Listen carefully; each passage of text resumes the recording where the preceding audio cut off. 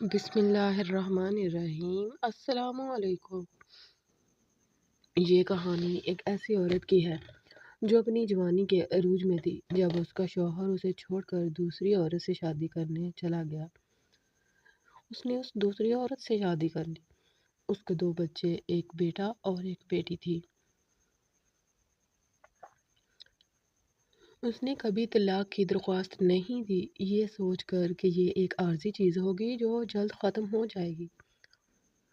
مگر یہ عارضی دورانیہ طویل ہو گیا اور اس کے شوہر نے اس دوسری بیوی کو نہ چھوڑا، اور اس دوسری بیوی کے لیے اس نے اپنی پہلی بیوی اور اپنے پہلے بچوں کو نظر انداز کرنا شروع کر دیا۔ اس کی بیوی نے خود کو اور اپنے بچوں کو نظر انداز ہوتے دیکھا، پھر بھی اس نے طلاق نہیں مانگی کیونکہ وہ اپنے بچوں پر رحم کرتے ہوئے مطلقہ کا لقب نہیں چاہتی تھی۔ اسے لگتا تھا جیسے طلاق کوئی بہت بڑا جرم ہے۔ اس عورت نے کھیتوں میں کام کیا، مویشی اور مرغیاں پالیں تاکہ اپنے بچوں کو تعلیم دے سکے۔ اس کا خواب تھا کہ وہ ایک 2 منزلہ گھر بنائے جہاں وہ اپنے بچوں کی شادیاں کر سکے اور ان کے قریب رہ سکے۔ اس نے اپنے والد کے ورثے سے ملنے والے پیسے سے یہ خواب پورا کیا۔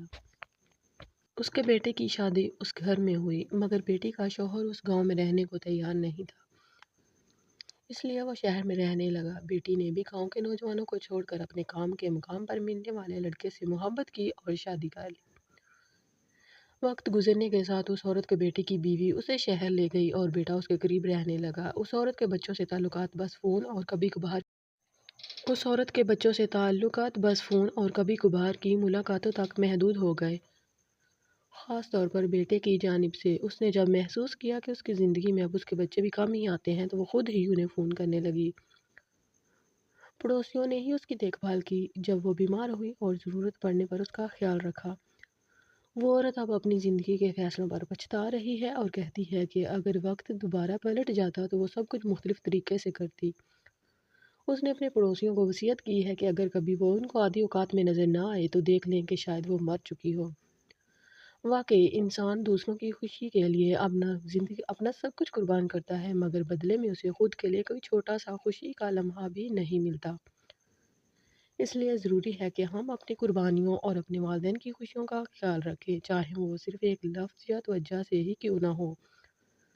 اور ہمیں اپنے آس پاس دوسرے لوگوں کا خیال کرنا چاہیے۔